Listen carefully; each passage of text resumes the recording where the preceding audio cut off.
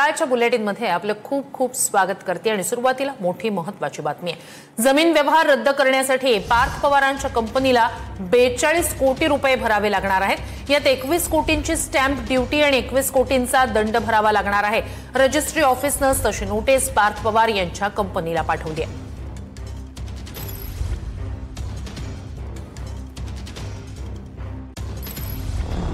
पार्थ पवारांची अमेडिया कंपनी आणि शीतल तेजवानी यांच्यामधला व्यवहार रद्द करण्यासाठी अमेडिया कंपनीला 42 कोटी रुपये भरावे लागणार आहेत। रजिस्ट्री ऑफिसने पार्थ पवारांच्या कंपनीला तशी नोटीस पाठवली आहे। नोटिशीमध्ये नेमकं काय आहे तेही पहा।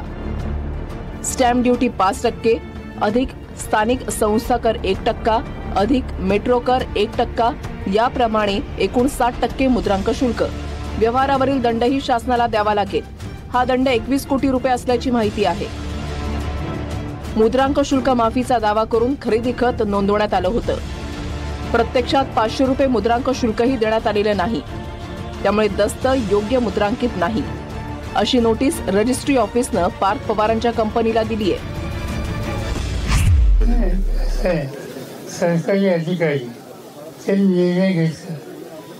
निर्णय घेतला असेल त्याच्याकडे काही मजबूत पुरावे तर काही गोष्टी असतील त्याचा कसा निर्णय।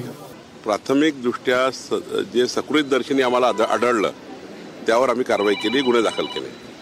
आता चौकशीमध्ये जे जे काही येईल, महिनाभरात चौकशी पूर्ण होणार आहे आणि चौकशी अंती जे जे काही त्यामध्ये दिसेल ते आम्ही आमचं सरकार करेल। देवेंद्रजींनी मुख्यमंत्र्यांनी स्पष्ट सूचना दिल्या आहेत। कोणतीही सरकारी जमीन खरेदी करायची असल्यास 75% नजराणा द्यावा लागतो। पार्थ पवारांच्या मीडिया कंपनीच्या बाबतीत 300 कोटींमध्ये व्यवहार झाला हे समोर आलंय आणि अशा वेळी 300 कोटींचे 75% म्हणजे 225 कोटी होतात। यामध्ये स्टॅम्प ड्युटी आणि दंडाची रक्कम ऍड केली तर 225 कोटी आणि 42 कोटी असे एकूण 267 कोटी होतात। याचाच अर्थ 300 कोटींच्या जमिनीचा व्यवहार रद्द करण्यासाठी एकूण 267 कोटी भरावे लागू शकतात।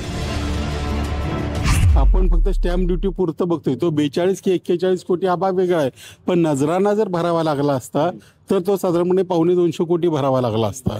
त्याच्यामुळे 250 कोटी प्लस 41 कोटी वगैरे म्हटलं तर ती रक्कम 2-2.25 कोटीच्या घरामध्ये जाते।